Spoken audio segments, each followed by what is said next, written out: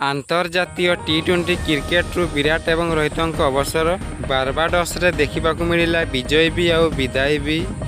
ରୋହିତ ବିରାଟଙ୍କ ବିଜୟୀ ବିଦାୟ କ୍ରିକେଟ ମଇଦାନରେ ଆଉ ଦେଖିବାକୁ ମିଳିବ ନାହିଁ ରୋହିତ ଶର୍ମାଙ୍କ ଫୁଲ୍ ଶଟ୍ ଏବଂ ବିରାଟ କୋହଲିଙ୍କ କଭର ଡ୍ରାଇଭ୍। 140 କୋଟି ଜନତାଙ୍କୁ ବିଶ୍ୱ ବିଜୟୀବ ନାହିଁ ପୁଣି ଦୁଃଖର ସାଗରରେ ଭସାଇ ଦେଇ ଚାଲିଗଲା ରୋହିତ ଏବଂ ବିରାଟ କୋହଲି। ତେବେ ଚାଲନ୍ତୁ ଜାଣିବା ସମ୍ପୂର୍ଣ୍ଣ ଖବର ବିଷୟରେ। ତାରିଖ ଥିଲା 29 ଜୁନ୍ 2024। ସେହିଦିନ 17 ବର୍ଷ ପରେ ଟି20 ଚାମ୍ପିୟନ ବନିଲା ଟିମ୍ ଇଣ୍ଡିଆ। ଟିମ୍ ଇଣ୍ଡିଆ ବିଶ୍ୱ ବିଜୟ ଖୁସିରେ ଭାରତର ଦୁଇ ଷ୍ଟାର ଖେଳାଳି ହିଟମ୍ୟାନ୍ ରୋହିତ ଶର୍ମା ଏବଂ run machine Virat Kohli ଟି20 cricket ଫର୍ମାଟରୁ ଅବସର ନେଇଛନ୍ତି।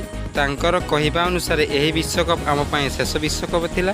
ଯଦି ଏହି ଫାଇନାଲ ମ୍ୟାଚ୍ରେ ଆମେ ହାରିଥାନ୍ତୁ ହେଲେ ବି ଆମେ ଅବସର ନେଇଥାନ୍ତୁ, ଏମିତି ରୋହିତ ଏବଂ ବିରାଟ କୋହଲି କହିଛନ୍ତି।